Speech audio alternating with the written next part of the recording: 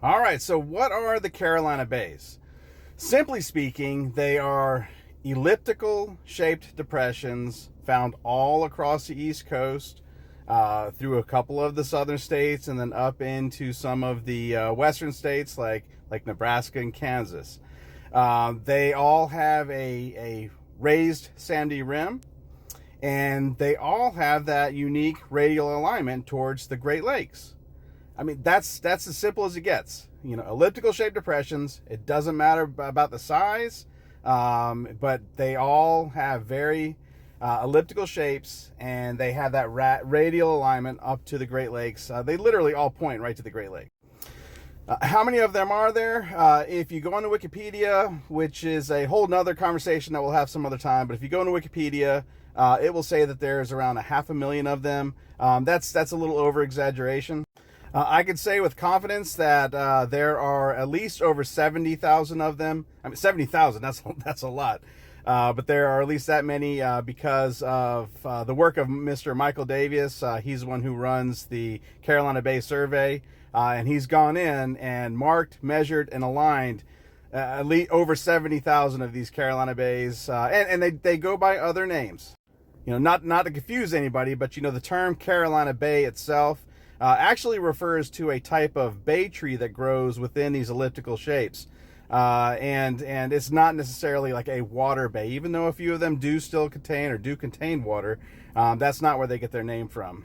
So while we see a large, percentage of these in the Carolinas, North Carolina, South Carolina, into Georgia, we do find them in other places, in the Delmarva Peninsula. They're called the Delmarva Bays. In Maryland, they call them Maryland Basins. One of my favorite terms is actually a Native American term for swamp on a hill, and that's a pocosin. I kind of wish that we just stuck with that for all of them instead of confusing things by giving them geographic locations.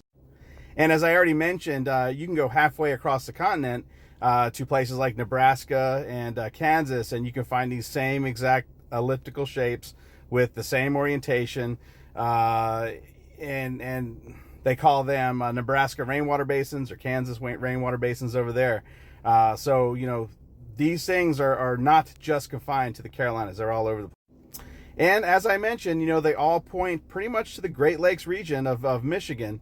And later on, we'll get into, some of the unique geology of Michigan that makes it a location of interest. I mean, not only is every single Carolina Bay and Nebraska rainwater basin pointed right to it, but there's some unique geology going on there that kind of points to an impact event of some time.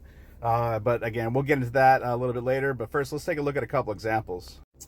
Okay, here is a location on Google Earth of pretty much the Georgia-South Carolina border. You can kind of see the Savannah River running right along the left side of the image there.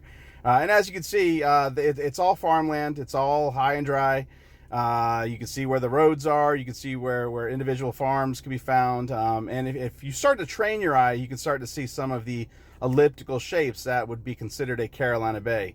But with the invention of LiDAR, that kind of changes the game. LiDAR pretty much strips away anything that's above the ground. We're basically getting exactly what the surface of the ground looks like, and it really changes everything. This should have been something that completely rewrote the definition of Carolina Bays, but this is what it looks like. So as you can see, all of a sudden, just with the addition of the USGS LiDAR, which was actually colorized by Mr. Michael Davis, basically every meter is a different color. But you can see all of a sudden these elliptical shaped depressions fill the screen. I mean, they're from top to bottom. They completely cover this entire area. There's one on top of the other.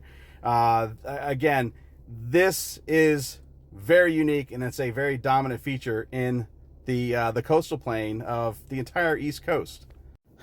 And again, giving credit where credit is due, it is Mr. Michael Davis who has gone through and marked each one of these. He has measured each one to a mathematical ellipse, and again, he shows all of the orientation, going from southeast to northwest, and that pretty much follows the pattern all the way up from New York, sort of New York, pretty much New Jersey, all the way around about 1,500 kilometers from where they're all pointed to.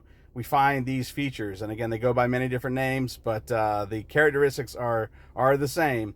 And so as we continue with this presentation, we'll see a lot of different examples of this. Now, we haven't always had access to LiDAR like this. And as I mentioned already, Mr. Davies has his file can be uploaded and used with Google Earth from anybody who has a computer. So feel free to go to cintos.org, upload his files, and you can scour the entire East Coast and all the way really from the East Coast to the Rocky Mountains. And look for these Carolina bays. Use it for anything you want. I've used it for archaeological sites. It has so many uses. 100% free. Just go check it out. It's totally worth it. Now, we haven't always had access to this, and this is where a lot of the confusion comes in. Before, we literally had to use images from airplanes, and that's, it was back in the 20s and 30s when we first saw these elliptical shapes, and some of them still had water, and when they were first discovered, it was a big deal. A lot of people were like, oh my gosh, we have meteor craters all over the East Coast. And then obviously they went in and started looking for the meteorites that would have created these things. And they didn't find any. So the whole field was like, it can't be that. It can't be that. Let's start looking for, terrestrial reasons on why these Carolina bays could have been formed. And so the whole paradigm of what these things are shifted into a terrestrial explanation, and it's kind of been stuck there for really since the 20s and 30s. It kind of goes back and forth, but it's really been controversial. But as you can see, the LiDAR really does open up the whole thing. I really wish that we had access to this back in the 20s and 30s, and I think that the whole narrative of how these things formed would have completely changed. Regardless, when we come back, I'm going to go through some of those early hypotheses to see where we are now and what we're left with. So that'll be next. All right, we'll see you then. Bye.